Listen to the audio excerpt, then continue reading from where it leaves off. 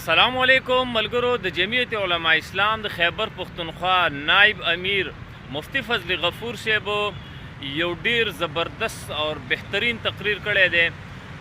نو ملګرو دا خامخا واورئ او د ملګرو سره شیر کړئ.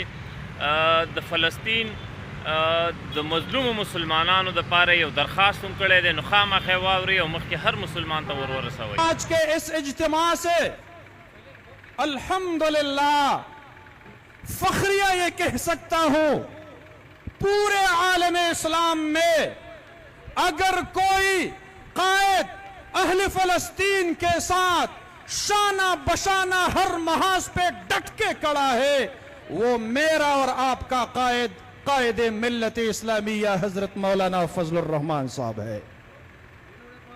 او زو یو اعلان په پښتو کې تاسو ته کول غواړم. د خیبر پختونخوا د جمعیت علماء اسلام زمرو ملګرو، جمعیت علماء خپل مالی مرستې د هغوی سره جاري ساتلی دي تر اوسه پورې، خو اوس بعضې خلق په دغه نوم باندې کاروبار کوي او په لارو کوڅو کې هغه په غیر مصدقه او غیر معتمد ذرایعو باندې هغوی ته د مالی رقومو د لیږلو دعوې لري. زه ستاسو ټولو ته دا گزارش کوم جمعیت علماء اسلام خپلې مالی مرستې د اهل غزه او د اهل فلسطین سره تر اوسه پورې جاري ساتلی دي، اوس یې هم جاري ساتي.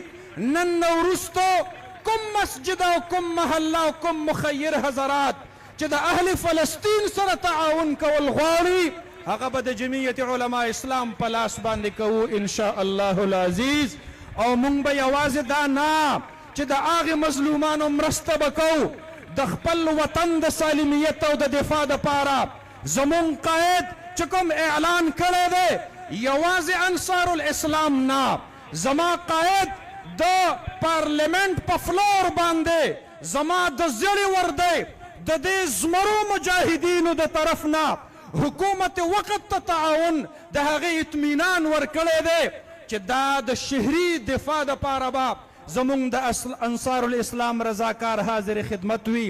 مونږ وایو قاعده ته راته حکم وکړه یوازې د انصار الاسلام دا ځوانان نه په دې پنډال کې موجود د جمعیت طلبا او د جمعیت علماء اسلام هر کارکن به کفن په سر باندې تلي او ستا په آواز باندې به لبیک وایي انشاء الله العزیز. مونږ به حاضر یو انشاء الله العزیز.